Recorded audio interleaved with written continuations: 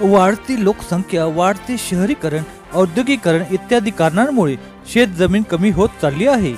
याशिवाय कुटुंबात होत असलेल्या विभाजन पाहता अल्पभूधारक शेतकऱ्यांची संख्या वाढत चालली आहे। अशा परिस्थितीत अनेक जण आता नवीन शेती घेण्याच्या तयारीत आहेत। महाराष्ट्रात एका व्यक्तीला जास्तीत जास्त किती शेतजमीन विकत घेता येते, याविषयी महाराष्ट्रात कोणता कायदा अस्तित्वात आहे, याविषयी संपूर्ण माहिती आज आपण बघणार आहोत। नमस्कार मित्रांनो, व्हिडिओमध्ये पुढे जाण्याआधी जर तुम्ही आमच्या चॅनलवर नवीन असाल तर अल्टिमेट टॉक्स मराठी या यूट्यूब चॅनलला सबस्क्राईब करा। आमच्या चॅनलवर असेच नवनवीन व्हिडिओ येत असतात। महाराष्ट्रात अस्तित्वात असलेल्या सीलिंग कायद्यानुसार किंवा कमाल जमीन धारणा कायद्यानुसार एक शेतकरी शेतीसाठी जास्तीत जास्त 54 एकर एवढी जमीन विकत घेऊ शकतो।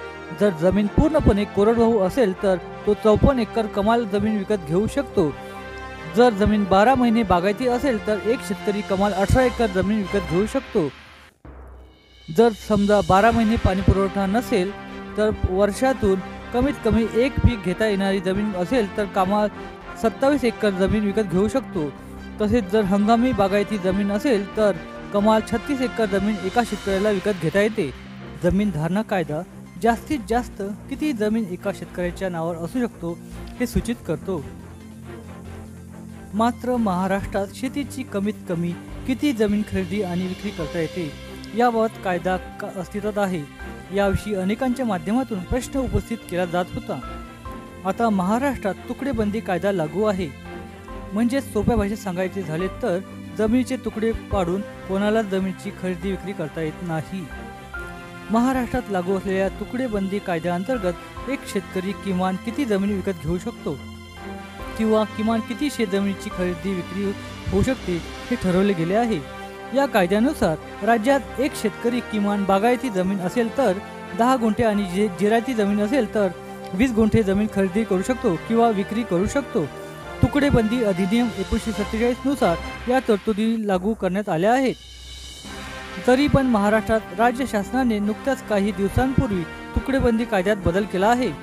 यानुसार शेत रस्त्यासाठी, विहिरीसाठी आणि केंद्र शासन तथा राज्य शासनाकडून मंजूर झालेल्या घरकुलांसाठी 1 गुंठ्यापासून ते 5 गुंठ्यापर्यंतची शेत जमीन देखील विकत घेता येऊ शकते। मात्र यासाठी सदर शेतकऱ्याला जिल्हाधिकारी महोदय यांची परवानगी या ठिकाणी घ्यावी लागणार आहे। तसेच ज्या कारणासाठी जमीन घेतलेली असेल त्याच कारणासाठी त्याचा वापर करता येणार आहे। म्हणजेच एका कारणासाठी जमीन घेतली आणि दुसऱ्या कारणासाठी ती जमीन वापरता येणार नाही। विशेष म्हणजे जिल्हाधिकारी महोदय यांनी दिलेली परवानगी ही एका वर्षासाठीच राहणार आहे। मात्र अर्जदाराने विनंती केली तर आणखी 2 वर्षे मुदतवाढ त्याला दिली जाऊ शकते। जर या मुदतीत सदर परियोजनांसाठी जमिनीचा वापर झाला नाही तर ही मंजुरी रद्द होऊ शकते।